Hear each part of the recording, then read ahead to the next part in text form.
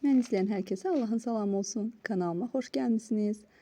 İnşallah ki, kanalıma abunə deyilsinizsə, abunə olub dəstək olmağı unutmayın. Xoş izləmələr. Bugün sizə çox dadlı qara gilas mürəbbəsini necə hazırlayıramsa onu paylaşacağım. İlk öncə qəşəngcə gilasları təmiz yuyuram. Diqqət etmək lazımdır ki, gilaslar çox yumuşaq, əzik olmasın. Son tumlarını qəşəngcə çıxardırıq. Tumsuz mürəbbə daha gözəl olur, daha dadlı olur. Daha şərbətli olur. Sonra ölçürəm. 3 kilo gəlir. Tumsuz 3 kilo gəlir. Ona görə də kilo təbii ki 3 kilo şəkər tozu əlavə edəcəm. Siz istəsəniz əgər tələsmirsinizsə gecədən mətə qoya bilərsiniz. Yəni şəkər tozu qat-qat meyvəni əlavə edib səhərəcən qalsa onsuz da suyunu buraxacaq.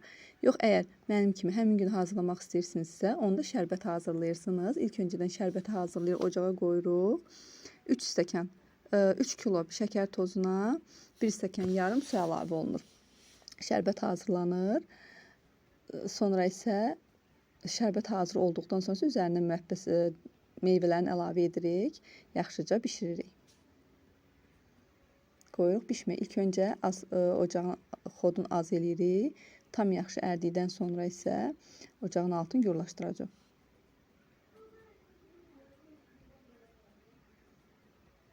Mən burada şəkər tozunu 2 dəfə əlavə etdim. Amma siz təbii ki, bir dəfə də eləyə bilərsiniz. Ümumilikdə 3 kilo şəkər tozu gedir. 3 kilo meyvə, 3 kilo şəkər tozu gedir. Tez-tez qarışdırmıram, meyvələr əzilməsin deyə.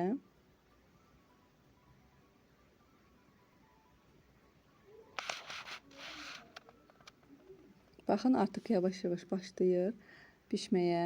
Üzərin köpüyündəki sonda yığacağım. Kəpkir vasitəsilə götürmək olur. Sonradan salfet vasitəsilə də götürmək olur.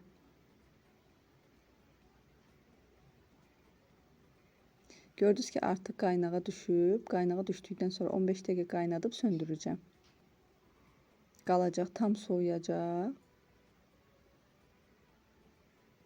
Tam soyuduqdan sonra isə təkrar yenə bişirəcəm.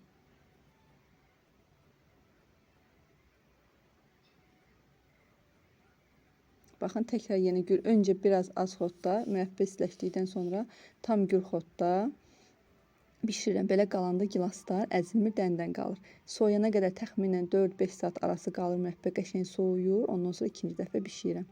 Bir dəfə yox, gilas mürəbbəsini 2 dəfəyə hazırlayıram. Baxın, artıq rəngi də gör nə gözəl olub.